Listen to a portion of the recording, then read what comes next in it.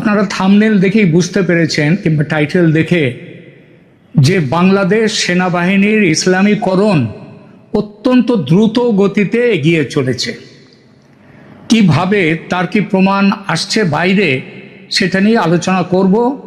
আর সেই সঙ্গে আলোচনা করব ভারতের কি দুশ্চিন্তা বাড়ল বাংলাদেশ সেনাবাহিনীর ইসলামীকরণের ফলে, এবং ভারত কি করতে পারে এই পরিস্থিতিতে।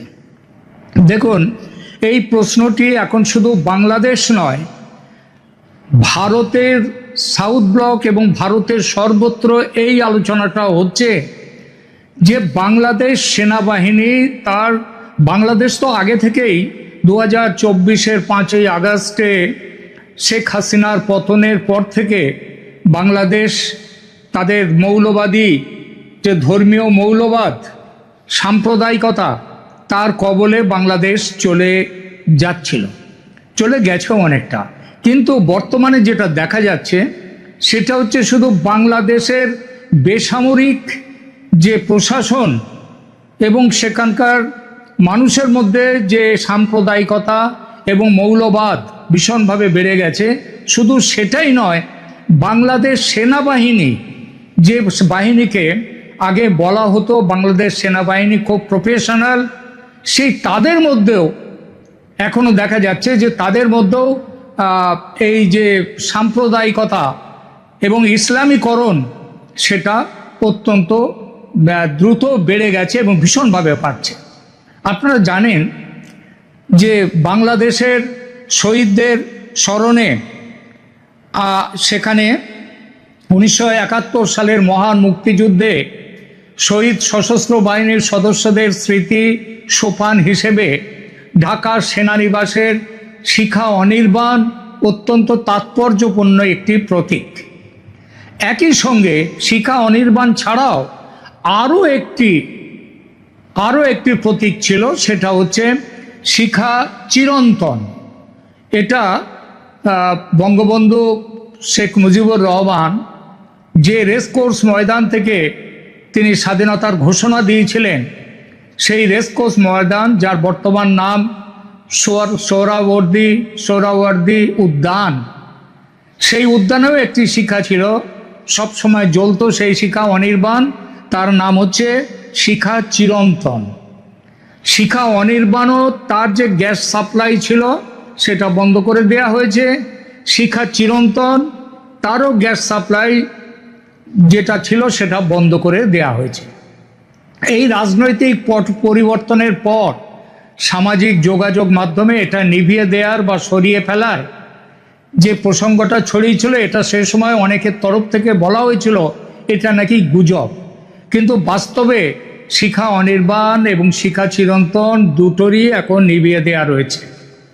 যদিও সরকার এ ব্যাপারে কিংবা আর্মি তারা এ ব্যাপারে বলছে যে এ ব্যাপারে কোনো প্রাতিষ্ঠানিক সিদ্ধান্ত নেওয়া হয়নি।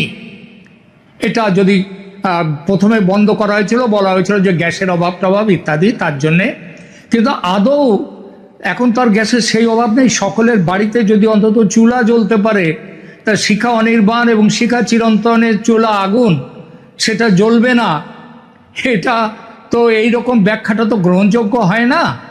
সুতরাং প্রাতিষ্ঠানিক সিদ্ধান্ত ছাড়াই যদি এত বড় সিদ্ধান্ত নেওয়া হয়ে থাকে, তবে সেটা আরও দুশ্চিন্তা কমে না, বরং তাতে আরও দুশ্চিন্তা বাড়ে। বিশেষ করে মুক্তিযুদ্ধের সব স্মৃতিকে মুছে ফেলে দেয়া, সেটা তো শুরু করেছিলেন মোহাম্মদ ইউনূসের অন্তর্বর্তী সরকার। সব প্রতীক, ভাস্কর্য, ঐতিহাসিক বয়ান, সব পরিবর্তন, সংস্কার ভেঙে দেয়া, সব কিছু করা যাচ্ছে। এখন দেখা যাচ্ছে যে সেনানিবাসের ভেতরের এইসব প্রতীকী স্থাপনার শিখা অনির্বাণ এবং শিখা চিরন্তন সেগুলোকেও নিভিয়ে দেওয়া হয়েছে। এটা নিশ্চিতভাবেই দুশ্চিন্তা।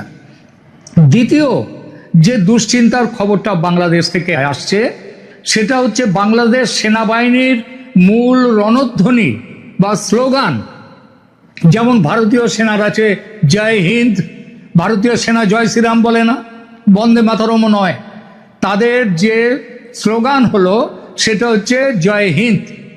বাংলাদেশেও এটা ছিল, এই স্লোগান ছিল, মূল রণধ্বনি সেটা ছিল জয় বাংলা। আগে জয় বাংলাদেশ, আগে ছিল জয় বাংলা, পরবর্তী সময়ে এটা জয় বাংলাদেশ হয়েছে। তবে সাম্প্রতিক সময়ে দেখা যাচ্ছে কিছু ভিডিও বা সামাজিক যোগাযোগ মাধ্যমের ফুটেজে আসছে সাধারণ সৈনিক বা জুনিয়র কর্মকর্তাদের এক অংশ তারা ড্রিল বা ব্যারাকে ধর্মীয় স্লোগান দিচ্ছে। যখন ড্রিল করছে এবং সেগুলো প্রকাশ্যে দিচ্ছে, এমন নয় যে অপ্রকাশ্যে, তারা প্রকাশ্যে স্লোগান দিচ্ছে নারায়ে তাকবীর, আল্লাহু আকবর, এইটা ব্যবহার করছেন। এই ব্যাপারেও খবর পাচ্ছি যে এরকম কোনো প্রাতিষ্ঠানিক নির্দেশ নেই।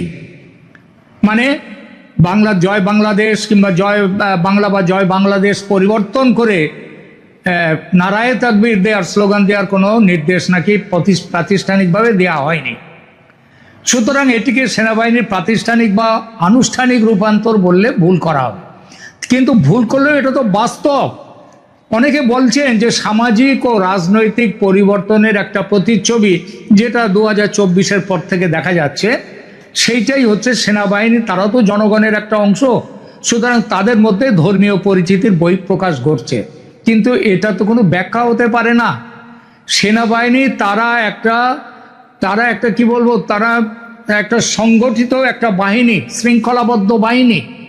তাদের ড্রিল বা কুচকাওয়াজে তিনি বাড়ির বাইরে, তিনি অন্য সময় তিনি নারায়ে তাকবীর বলতেই পারেন, কিন্তু ড্রিলের মধ্যে এসে কুচকাওয়াজে এসে নারায়ে তাকবীর বলবেন, এটা কখনোই গ্রহণযোগ্য হতে পারে না। এটা দুটো ব্যাপার দেখা গেল। তৃতীয় যে ব্যাপার, আরেকটি ব্যাপারে আসছে, ইসলামের 4 জন খলিফা হজরত আবু বকর, হজরত ওমর, হজরত ওসমান এবং হজরত আলী, এদের 4 জনের নামে 4টি সেনা ডিভিশন বাংলাদেশে তৈরি হয়ে গেছে ইতিমধ্যে তৈরি হয়ে গেছে। এবং আরও 2টো বাহিনী, যেটা নারী বাহিনী, নারীদের নামে স্ত্রী ও কন্যাদের, তারা সেটা কি হবে, সেটা হচ্ছে হজরত মুহাম্মদের তার স্ত্রী আয়েশা এবং কন্যা ফাতিমার নামে বাংলাদেশ সেনাবাহিনীতে 2টো নারী বাহিনী গঠন করা হবে, সেই সিদ্ধান্তও নেওয়া হয়ে গেছে। আবার এখানেও খবর পাওয়া যাচ্ছে এই ধরনের কোনো প্রাতিষ্ঠানিক সিদ্ধান্ত নেওয়া হয়নি। দেখুন, বাংলাদেশ সেনাবাহিনীতে ঐতিহাসিকভাবে রেজিমেন্ট বা ব্যাটালিয়নের নামকরণ করা হতো এতদিন ভৌগোলিক অবস্থান দেখে, যেমন east Bengal regiment, Bangladesh infantry regiment ইত্যাদি, অথবা সামরিক কার্যকারিতার ওপর ভিত্তি করে, যেমন গোলন্দাজ বাহিনী, সাজোয়া বাহিনী, ইঞ্জিনিয়ারিং বা প্রকৌশল বাহিনী। তবে অতীতে দেখা গেছে কিছু নির্দিষ্ট সেনানিবাস বা ঘাঁটির নাম ঐতিহাসিক ব্যক্তিত্বদের নামে করা হয়েছে। ঐতিহাসিক ব্যক্তিত্ব, ধর্মীয় ব্যক্তিত্ব নয়, তাদের নামে রাখা হয়েছে। মুক্তিযুদ্ধের যারা বীর শ্রেষ্ঠ পুরস্কার পেয়েছেন তাদের নামেও রাখা হয়েছে। কিন্তু এবার যেভাবে খলিফাদের নামে এবং আয়েশা ও ফাতিমার নামে রেজিমেন্ট খোলার সিদ্ধান্ত হয়েছে, সেটাকে যদি কেউ বাহিনীর ইসলামীকরণ বলেন, তাহলে কি ভুল কিছু বলবেন? অনেকেই বলছেন এই যে ইসলামীকরণ হচ্ছে পাকিস্তান সেনাবাহিনী, এই বাংলাদেশ সেনাবাহিনীর, এর সঙ্গে তুলনীয় ইরানের ইসলামিক রেভলিউশনারি গার্ড কর্পস এবং পাকিস্তানের সেনাবাহিনীর।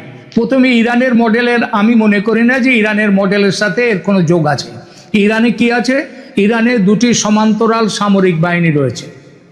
একটা প্রথাগত সেনাবাহিনী, তার নাম আরটিএস, আর যারা দেশ রক্ষা করে, এবং অন্যটি হচ্ছে IRGC পাস দারান, যারা সরাসরি সে দেশের সর্বোচ্চ